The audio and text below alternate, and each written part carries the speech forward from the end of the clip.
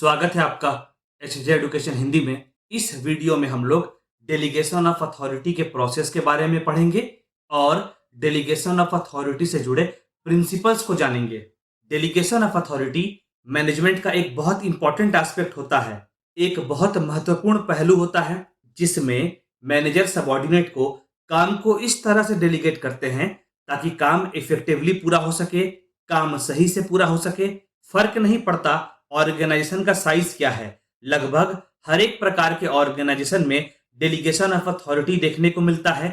Delegation of authority top level management से start होता हुआ लोअर लेवल मैनेजमेंट तक जाता है। पर हाँ, यह बात भी ध्यान में रखना होगा कि अथॉरिटी डेलीगेट करने का मतलब यह नहीं होता कि मैनेजर के पास अब कोई अथॉरिटी नहीं बचा है। मैनेजर सिर्फ उतना ही अथॉरिटी डेलीगेट करता है जितने अथॉरिटी से काम सही से पूरा हो पाता है।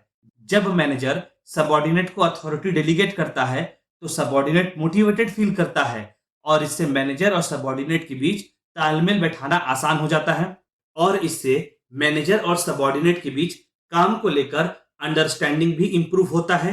डेलीगेशन ऑफ अथॉरिटी के प्रोसेस को हम लोग फॉलोइंग स्टेप्स में बांट सकते हैं। पहला स्टेप है गोल या ऑब्जेक्टिव को डिटरमाइन करना, लक्ष्य या उद्देश्य को तय करना। पहले स्टेप में मैनेजर गोल या ऑब्जेक्टिव यानी लक्ष्य या उद्देश्य को सेट करता है। एक बार जब गोल या ऑब्जेक्टिव सेट हो जाता है तो सबऑर्डिनेट को एक दिशा मिल जाता है जिसको फॉलो करके वह अपना काम कर सकता है। मान लीजिए मैनेजर प्रोडक्शन डिपार्टमेंट को बोलता है कि आपको ऑर्गेनाइजेशन का प्रोडक्शन 100 यूनिट से बढ़ाना है। अब सबऑर्डिनेट को एक दिशा मिल गया कि उसे इस तरह काम करना है ताकि ऑर्गेनाइजेशन का प्रोडक्शन 100 यूनिट से बढ़ सके। अगला स्टेप है सबऑर्डिनेट को वर्क या ड्यूटी असाइन करना, वर्क या ड्यूटी देना। गोल या ऑब्जेक्टिव को डिटरमाइन करने के बाद मैनेजर को यह तय करना होता है कि कौन सा ड्यूटी, कौन सा काम सबऑर्डिनेट को डेलीगेट करना होगा। एक बार जब सबऑर्डिनेट को काम या ड्यूटी असाइन कर दिया जाता है, काम या ड्यूटी एलोकेट कर दिया जाता है, तो काम से जुड़े रिस्पॉन्सिबिलिटी को तय करना आसान हो जाता है। मतलब यह जानना आसान हो जाता है कि कौन सा काम के लिए कौन सा इंप्लॉय जिम्मेवार है और सबऑर्डिनेट को भी यह जानने में आसानी होती है कि बॉस कौन है और काम से जुड़ा रिपोर्टिंग किसे करना है। अगला स्टेप है काम से जुड़ा अथॉरिटी असाइन करना। केवल काम से जुड़ा रिस्पॉन्सिबिलिटी सौंप देने से कुछ नहीं होता है, सबऑर्डिनेट को काम से जुड़ा अथॉरिटी भी सौंपना जरूरी होता है ताकि सबऑर्डिनेट काम से जुड़ा जरूरी डिसीजंस भी ले सके और काम को सही से पूरा कर सके। एग्जाम्पल, जब सबऑर्डिनेट को प्रोडक्शन बढ़ाने का रिस्पॉन्सिबिलिटी सौंपा जाएगा तो साथ ही साथ सबऑर्डिनेट को उससे जुड़ा अथॉरिटी भी सौंपना जरूरी हो जाता है ताकि वह डिसाइड कर सके कि कौन से मेथड को यूज करके प्रोडक्शन बढ़ाया जा सकता है। अगला स्टेप है गाइड करना, मोटिवेट करना और ट्रेनिंग प्रोवाइड करना। इस स्टेप में मैनेजर सबऑर्डिनेट के काम को सुपरवाइज करता है और देखता है कि काम सही से पूरा हो रहा है कि नहीं। जरूरत पड़ने पर मैनेजर सबऑर्डिनेट को मोटिवेट भी करता है। अच्छा, ऐसा हो सकता है कि सबऑर्डिनेट अपने काम को सही से पूरा ना कर पाए, तो उस केस में मैनेजर सबऑर्डिनेट के लिए ट्रेनिंग अरेंज करवाता है ताकि सबऑर्डिनेट के स्किल यानी कौशल, नॉलेज यानी ज्ञान और काम से जुड़ा क्षमता, वर्क कैपेसिटी को बढ़ाया जा सके। अगला स्टेप है जवाबदेही। जब काम सबऑर्डिनेट को सौंप दिया जाता है तो सबऑर्डिनेट अपने काम के प्रति अकाउंटेबल रहता है, सबऑर्डिनेट अपने काम के प्रति जवाबदेह रहता है। इतना ही नहीं, काम का रिजल्ट का जवाबदेही भी सबऑर्डिनेट का होता है। तो कहने का मतलब हुआ इस स्टेप में काम के प्रति जवाबदेही को तय किया जाता है। दूसरे शब्दों में यह तय किया जाता है कि कौन से काम के लिए कौन सा सबऑर्डिनेट रिस्पॉन्सिबल होगा। अगला स्टेप है कंपैरिजन करना, तुलना करना।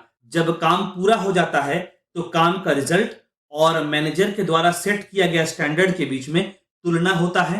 अगर काम स्टैंडर्ड के हिसाब से पूरा नहीं होता तब रीजन का पता लगाया जाता है कि काम स्टैंडर्ड के हिसाब से पूरा क्यों नहीं हुआ। वहीं दूसरी ओर अगर काम स्टैंडर्ड के हिसाब से पूरा होता है या स्टैंडर्ड से बेहतर तरह से पूरा होता है तो काम के उस लेवल को मेंटेन रखने का प्रयास किया जाता है। मान लेते हैं कि मैनेजर ने स्टैंडर्ड सेट किया कि प्रोडक्शन को 100 यूनिट से बढ़ाना है। अगर प्रोडक्शन केवल 60 यूनिट से बढ़ा तो मैनेजर और सबऑर्डिनेट इस बात का पता लगाएंगे कि प्रोडक्शन 100 यूनिट की जगह केवल 60 यूनिट से क्यों बढ़ा। लेकिन अगर मैनेजर के सेट किए गए स्टैंडर्ड के हिसाब से यानी प्रोडक्शन 100 यूनिट से बढ़ता है या दूसरी तरफ प्रोडक्शन 100 यूनिट की जगह 110 यूनिट से बढ़ जाता है, तो फिर प्रयास यह किया जाता है कि इस लेवल को मेंटेन किया जा सके। हाँ, हम लोग यह मानकर चल रहे हैं कि अगर प्रोडक्शन 100 यूनिट से अधिक बढ़ा है तो इससे ऑर्गेनाइजेशन को लाभ होगा। अब तक हम लोगों ने डेलीगेशन ऑफ अथॉरिटी के प्रोसेस को समझा। चलिए आगे बढ़ते हैं और डेलीगेशन से जुड़े कुछ प्रिंसिपल्स को भी देखते हैं। पहला प्रिंसिपल है क्लैरिटी का होना। मैनेजर को अथॉरिटी क्लियरली डेलीगेट करना चाहिए। कहने का मतलब हुआ, अथॉरिटी को डेलीगेट करने के बाद सबऑर्डिनेट के मन में किसी प्रकार का कोई कंफ्यूजन नहीं रहना चाहिए कि उसे कितना अथॉरिटी मिला है, कौन सा काम परफॉर्म करने के लिए अथॉरिटी मिला है आदि। अगला है डेलीगेशन की मात्रा। मैनेजर को अथॉरिटी डेलीगेट करते समय सबऑर्डिनेट को यह क्लियर करना होता है कि उसे कितना अथॉरिटी डेलीगेट किया गया है। आसान भाषा में सबऑर्डिनेट के पास यह क्लैरिटी होना चाहिए कि उसे कौन से दायरे में रहकर काम करना है, उसका काम करने का दायरा क्या है।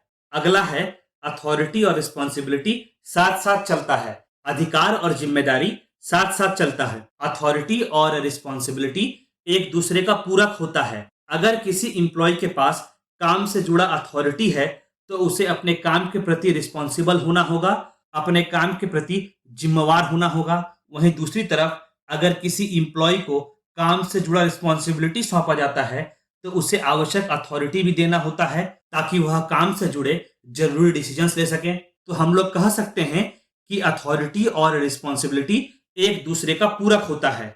अगला है मैनेजर का जिम्मेदारी। भले ही मैनेजर सबऑर्डिनेट को अथॉरिटी डेलीगेट करता है, पर इससे मैनेजर अपने रिस्पॉन्सिबिलिटी को अवॉइड नहीं कर सकता। मैनेजर अपनी जिम्मेदारी को अवॉइड नहीं कर सकता। मैनेजर को जो भी काम सौंपा जाता है उसके लिए मैनेजर रिस्पॉन्सिबल होता है और जवाबदेह रहता है। अगला है एक बॉस का होना।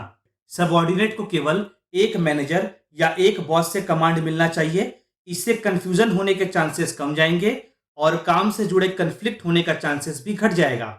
जब सबऑर्डिनेट को काम से जुड़ा डायरेक्शन और कमांड अलग अलग लोगों से मिलेगा तो इससे सबऑर्डिनेट का कंफ्यूजन बढ़ेगा और एक से अधिक बॉस होने की वजह से वर्क रिलेटेड कॉन्फ्लिक्ट भी हो सकता है। अगला है परफॉर्मेंस का रिवॉर्ड। जब सबऑर्डिनेट डेलीगेट किए गए काम को अच्छे से परफॉर्म कर पाता है तो उसे रिवॉर्ड दिया जाना चाहिए ताकि इंप्लॉय हमेशा मोटिवेटेड रहे और काम को करने के लिए तत्पर रहे। अगला है सिस्टमेटिक प्लानिंग, व्यवस्थित योजना। डेलीगेशन के प्रोसेस को परफॉर्म करने के लिए एक सिस्टमेटिक प्लान का होना बहुत जरूरी है ताकि काम से जुड़ा अथॉरिटी सही से डेलीगेट किया जा सके और अथॉरिटी को डेलीगेट करने का प्रोसेस सिस्टमेटिक तरीका से पूरा हो सके। इतना ही नहीं, डेलीगेशन के प्रोसेस को सही से कंप्लीट करने के लिए मैनेजर को रिपोर्टिंग का सिस्टम भी बनाना चाहिए। जब सबऑर्डिनेट अपने काम से जुड़ा रिपोर्टिंग करेगा तो मैनेजर आसानी से सबऑर्डिनेट के काम को एनालाइज कर पाएगा और काम के प्रोग्रेस को भी ट्रैक कर पाएगा।